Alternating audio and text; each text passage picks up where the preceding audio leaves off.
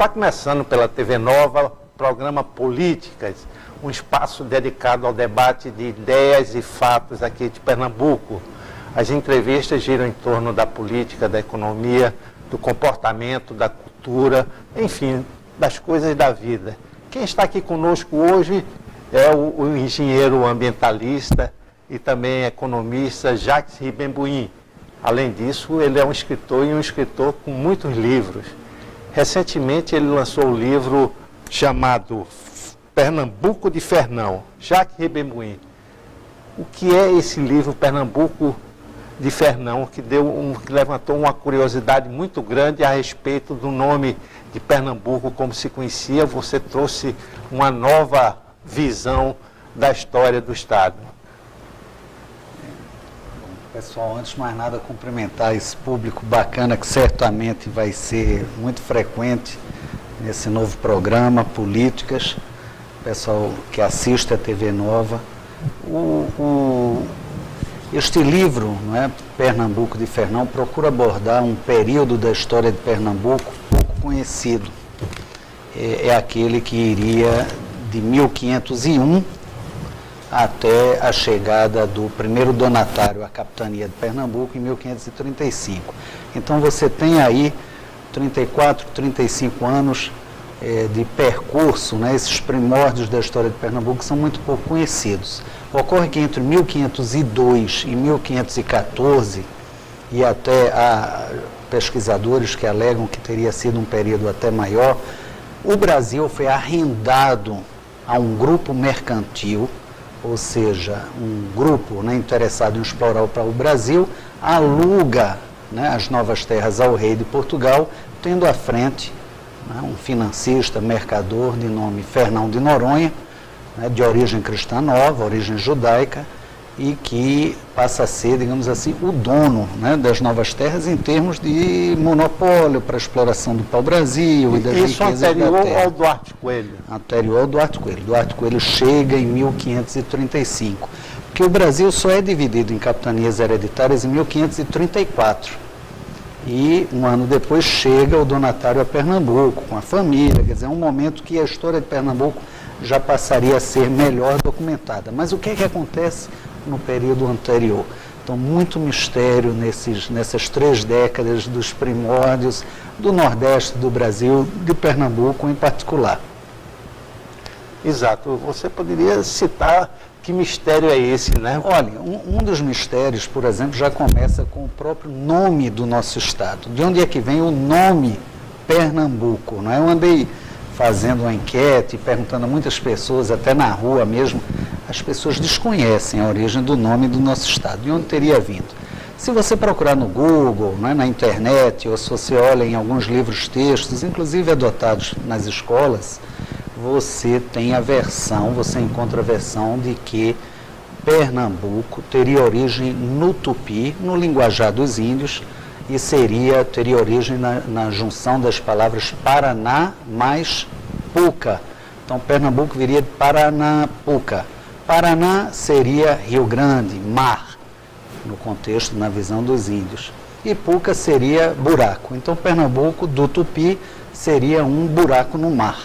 Ocorre que, depois de muita pesquisa, eu sempre me perguntava, puxa, a costa brasileira é tão grande, não é, Tonico? E será que só num ponto dessa costa haveria um buraco no mar? Porque você não encontra Pernambuco em nenhum outro lugar da costa brasileira, apesar de haver diversas embocaduras de rios, etc., porque o buraco no mar que se referiam seria aquela área, digamos assim, estuarina, né, do atual Canal de Santa Cruz, entre Itamaracá e Igaraçu. Né? Então, entre Itamaracá e Igaraçu seria o buraco no mar. Sei. E a gente descobre que, na verdade, há uma outra origem. Como o dono disso aqui era Fernão de Noronha, então os índios tinham que cortar a árvore, né, o pau-brasil, levarem até a boca de Fernão, a embocadura, boca no sentido de porto, embocadura, a foz do Canal de Santa Cruz, para embarque dessas toras para a Europa. Só que os índios não têm, na língua tupi, no linguajar dos índios de uma forma geral, não existe o fonema F. ele é trocado por P. Então, Fernão se torna Pernão.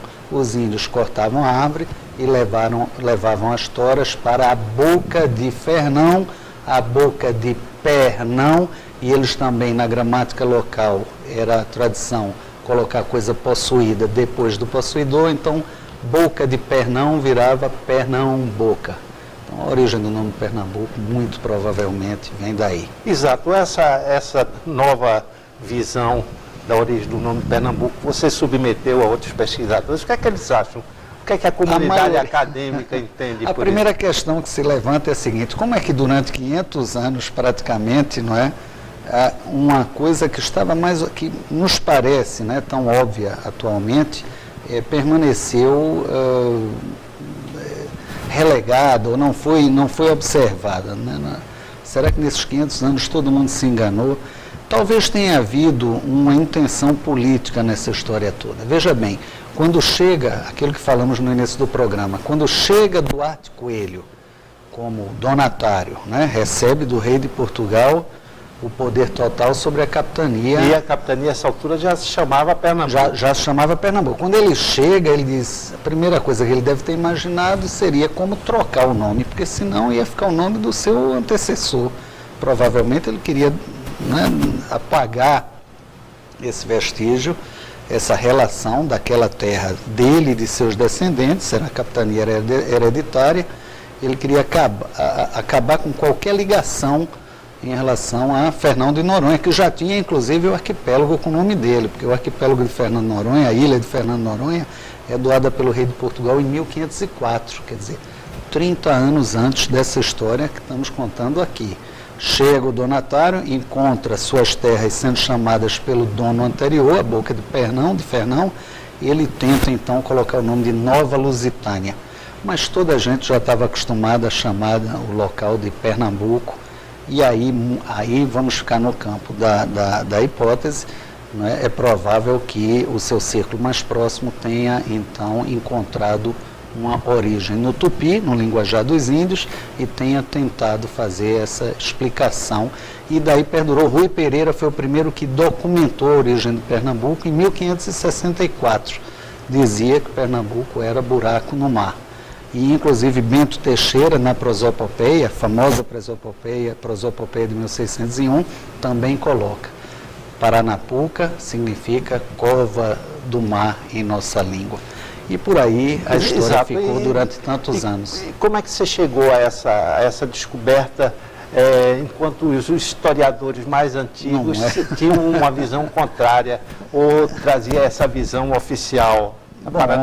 Muito boa pergunta, né? E, inclusive, muita gente se questiona, diz, poxa, de onde é que Jacques Rememoinho tirou essa versão que contraria, não é, o lugar comum, a versão, digamos, oficial, que prevalece há 500 anos, né? Como eu falei, em primeiro lugar, não é, a história em si é muito difícil você ter a certeza absoluta, não é, quanto fato histórico. Você vai cercando o fato e você o evidencia como o mais provável ter acontecido. Então, uma grande vantagem nossa, não só minha, mas de qualquer historiador e pesquisador contemporâneo, é o acesso, né, fácil à internet, que os historiadores do passado, até, digamos, 20, 30 anos atrás, dificilmente você conseguia acessar as grandes bibliotecas, os acervos dos grandes museus, né, dos grandes arquivos europeus, na Holanda, em Portugal. E hoje a gente consegue com certa facilidade. Quer dizer que o historiador moderno tem essa facilidade a mais de chegar às fontes primárias, né? Enorme. Imagina um historiador, digamos, até o século XX, né? Um historiador em 1950 que quisesse fazer um estudo de fontes primárias, ele tinha que pegar, às vezes não ia nem de avião, ia de navio para a Europa.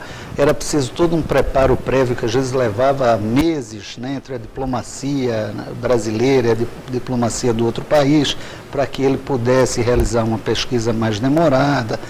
Hoje você simplesmente, num toque de computador, né, de teclado, você consegue esse acesso. Por exemplo, eu estive presente em diversos acervos, né, na França, a Biblioteca Nacional Francesa,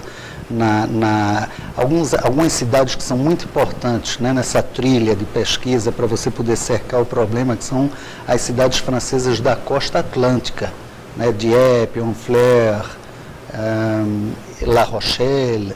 Eram cidades que se desenvolveram suas indústrias náuticas e mandava muita gente aqui para o Brasil. Então tinha muito aventureiro francês em terras nordestinas e ao redor de Pernambuco. Tanto é que Pernambuco era conhecido na Europa como Fernambouc, né, uma palavra francesa, e aí mantinha-se, né, a sonoridade do F de Fernão, a boca de Fernão, e o pau-brasil era mais conhecido, né, na distribuição europeia como Bois de Fernambouc, madeira de Pernambuco, do que pau-brasil.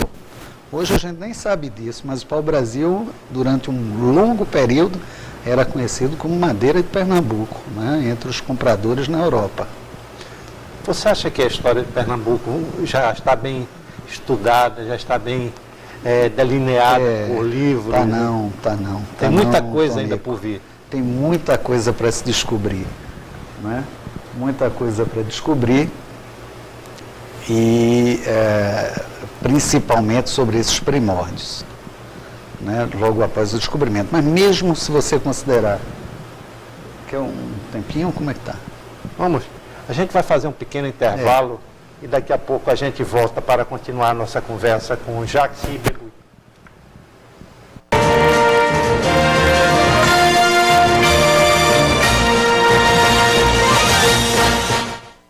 O tempo não para. E para você estar sempre à frente do seu tempo, você tem que dar o seu primeiro grande passo. Enfrente os desafios. Sonhe mais. Pense grande. Não perca tempo. Vestibular Facol 2016. Você à frente do tempo. 24 cursos nas áreas de saúde, ciências humanas e exatas aplicadas. Agende já sua prova. Facol. Você à frente do tempo.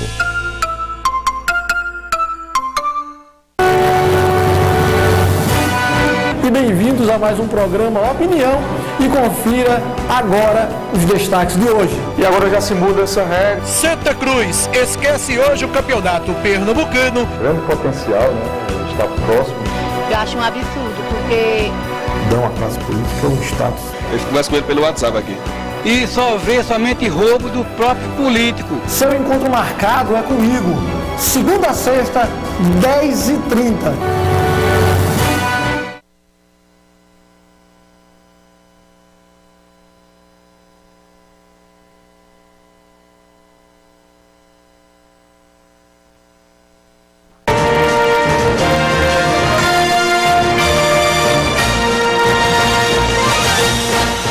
Estamos de volta no programa Políticas. Hoje a gente está conversando com o engenheiro ambientalista e escritor Jacques Ribembuí. Ele está lançando um livro, já aconteceu o lançamento oficial na livraria. Qual foi a livraria Cultura? Está à venda nas livrarias Imperatriz, Jaqueira. Pernambuco de Fernão, que reconta a história do nome do estado de Pernambuco como uma novidade, né, em termos da sua origem, né, não só uma origem indígena, mas uma origem europeia mesmo, né? Isso foi o que vocês viram no primeiro bloco do programa. Mas vamos continuar a nossa conversa com o Jacques Ribembuí. A gente falava sobre a historiografia de Pernambuco. Será que ela já está bem estudada? Ela está sendo bem pesquisada? Já existem muitos livros sobre a história de Pernambuco? A história, de uma forma geral, Tonico, ela é, a cada momento, né, com novas e novas descobertas, ela é revisitada, reinterpretada. Às vezes, né, certos fatos históricos que eram tomados assim como autênticos e verdadeiros, inabaláveis, já começam a ser passíveis, né, de todo tipo de contestação. Então, o que eu diria é o seguinte: a história, de uma forma geral, ela está permanentemente sendo modificada à luz das novas evidências que vão surgindo. Né? A de Pernambuco, como não poderia deixar de ser igualmente, né? A gente tem um problema aí que, em algum momento aí do século XIX para o século XX, nós fomos perdendo importância relativa no cenário brasileiro. Né? São Paulo, Rio, Minas começam a ocupar essa hegemonia. Pernambuco já foi o centro dinâmico, econômico, não é, cosmopolitíssimo que foi de todo o Brasil. Eu até falo muito para os meus alunos, olha, vejam bem, já fomos a cidade mais importante das Américas. Tem às vezes um ou outro aluno que desconfia, diz, professor, está exagerando. Não, não estou exagerando. No período holandês, por exemplo, você não tinha nenhuma cidade nas Américas, no Novo Mundo, que se comparasse em dinamismo e cosmopolitismo com o Recife. Pernambuco, né? Pernambuco era falado nos 4 cantos do planeta. A partir da expulsão dos holandeses, depois de pelo menos 150 anos, já no século XIX, quando você tem a chegada, inclusive, da família real para o Rio de Janeiro, né? A movimentação de toda a corte de Portugal para o estado, para o Rio de Janeiro, e também com o desenvolvimento da lavoura cafeeira, os altos lucros do café, a transição depois dessa alta lucratividade do café para a indústria, lá em São Paulo, Minas Gerais também um centro muito desenvolvido, Pernambuco vai perdendo sua importância relativa. Isso é sentido, inclusive, nas diversas revoltas, né, do século XIX, era uma forma de dizer, olha, nós existimos, não dá para carrear, né, tanto da nossa riqueza, em termos de tributos, inclusive pagos à corte. Então, por conta disso, Pernambuco realmente ainda tem que avançar muito em termos do resgate de sua própria história, sem dúvida alguma. Isso me lembra outro livro seu, chamado O Nordeste Independente, em que você analisava do ponto de vista da economia a possibilidade de um Nordeste independente, um Nordeste como um país independente, pudesse se desenvolver muito rapidamente e não estar submetido a uma espécie de colonialismo interno. Né? Eu sei que você gosta muito desse tema e desse livro, é um livro de 2002, é um livro que eu considero importantíssimo, talvez se eu vier a deixar um legado ou tiver realmente conseguido deixar alguma contribuição, não é, para a sociedade como de uma forma geral, eu diria que está contido nesse livro. Ele mostra exatamente essa relação desigual que o Nordeste vem sofrendo há pelo menos 150 anos, né, enviando, né, parte de seu esforço produtivo, de suas riquezas para a região hegemônica do país, que é o Sudeste. Né? Eu até falo, eu criei a figura do sudestino, por exemplo, nesse livro, né, se referindo ao cidadão do Sudeste, porque começou a se vender aí a ideia de que no Brasil você tinha nordestino, nortista, sulista, mas não tinha, né? É como se São Paulo, Minas, o Rio fosse o Brasil e o resto fossem regiões. Então eles compõem também uma região, devem receber o nome, não é? De sudestino. Então essa relação desigual, essa concentração do poder econômico, consequentemente político, finalmente decisório, faz com que o Nordeste e outras regiões do Brasil funcionem como uma simples periferia. Mas, né, isso sempre fica do ponto de vista utópico, não é? Porque, na realidade, qualquer coisa dessa ordem seria impossível de acontecer, um Nordeste independente. Não, você fala uma separação de fato. Então, veja bem, são duas coisas, né, distintas. Primeiro, o problema é que existe uma região central no Brasil e, de alguma forma, ela impede ou atenua o desenvolvimento num passo mais firme, mais sustentável de outras regiões. Vamos focalizar o Nordeste, então.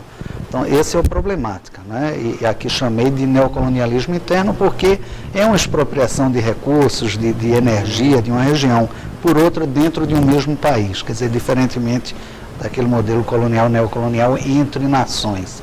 Agora, quais seriam as soluções? Né? Você tem soluções menos, digamos assim, radicais, que seria uma maior descentralização. Eu não acredito que essa descentralização viesse com alguma facilidade e num volume necessário para realmente resgatar essa enorme miséria, nessa situação assim catastrófica que se encontra o Nordeste.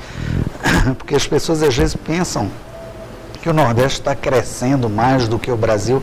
Isso é relativo, talvez em números, né, disseminados pela mídia sim, mas em termos de concentração, inclusive de recursos financeiros, né, em São Paulo, Rio e Minas Gerais, isso não acontece. Então, mesmo que a gente crescesse num passo maior que, digamos, a média brasileira, seriam séculos para que houvesse uma equalização, né, por exemplo, da renda per capita, do índice de desenvolvimento humano. Então, eu tendo a defender e cada vez me convenço de que seria uma solução, não utópica, prática, sim. Claro que depois de um grande debate com a população, de uma série de plebiscitos, de uma série de conversações, o Nordeste poderia e deveria. Eu digo que defendo a ideia de que o Nordeste deveria, sim, ser um país independente. Isso é muito curioso, porque do ponto de vista do poder político, as bancadas nordestinas têm gente de muita expressão e tem o poder de muitos deputados e senadores que podem dar uma contribuição muito grande, fechando em relação à região. Mas está naquela proposta que dividir para reinar, né? Quanto mais dividido estiver o Nordeste, melhor para quem está ganhando, ser dominado. Exato. Né? Existe essa tese. Mas esse meu livro, ele discorre realmente um assunto muito vasto, com diversos ângulos a serem observados, debatidos, que vão realmente desde a questão política, a questão territorial, a questão histórica, a questão cultural, que ela tem uma dimensão muito forte nessa questão do Nordeste. O nordestino se identifica, né, às vezes, mais como nordestino do que propriamente como brasileiro, né? Principalmente quando ele sai da região Nordeste, ele é sempre visto como uma espécie de estrangeiro dentro do Brasil. Você vê que hoje em dia, pelo interior, né, do Nordeste, você já tem um neocolonialismo de tal forma reforçado pela televisão, pela internet, pelas redes sociais, que acaba o pessoal torcendo hoje em dia por um Corinthians, um Palmeiras, um Flamengo, esquecendo, por exemplo, das equipes locais. Então eu cito o futebol, né, para mostrar que, na verdade, o neocolonialismo está em todas as áreas. E muitas vezes, na grande maioria das vezes, a gente sequer percebe. Está na novela, da televisão, está no rádio, no telejornalismo, está nas redes sociais, está nas revistas de tiragem nacional. Por isso que eu valorizo tanto programas como o seu, Tonico. Você sabe disso há muitos anos. Exato. No jornalismo como parceiro. Pernambuco já teve aqui na cidade do Recife sucursais dos principais jornais brasileiros, sucursais com muitos jornalistas trabalhando, mandando notícias não só de Pernambuco, mas também notícias regionais. E esse período se acabou muito tempo antes dessa crise atual, com a internet, com a facilidade de notícias online. Acabou porque exatamente não houve possibilidade de investimento para que isso fosse continuado. A truculência, né, do mercado, né, tanto jornalístico, eu me refiro muito, por exemplo, à truculência do mercado editorial. Há um tempo atrás a gente teve que formar um time realmente de escritores e nas livrarias para pressioná-las, né, pressionar as suas gerências para que recebessem livros pernambucanos. Exato. Para serem vendidos nas lojas, nas livrarias situadas no Recife e em Pernambuco. Quer dizer, a que ponto a gente chegou, né? Exato. O nordestino tem que pedir para que as grandes livrarias, as grandes cadeias nacionais, né, distribuidoras de livros, aceitem os livros locais nas livrarias localizadas nessas cidades, né, periféricas. Então, na questão do livro, a gente vê como há um neocolonialismo muito forte dentro do Brasil e nós, nordestinos, estamos perdendo forte nesse jogo, digamos, interregional. Mas se estamos perdendo, pelo menos não deixamos de reclamar. Isso é que importa. Aqui no seu programa, infelizmente, o nosso programa está acabando e vocês procurem nas livrarias o livro de Jacques Ribembuí, Pernambuco, de Fernão. Ele também tem outros livros muito interessantes. Se vocês tiverem a oportunidade e a curiosidade de saber quais são, procurem no site deles, o jaquesribembuí.com. Agora, o Jacques, às vezes, a gente tem que soletrar, Jacques, jaquesrivermoim.com. Muito obrigado, Jacques, pela sua presença aqui. Sempre que você e precisar. até o próximo programa.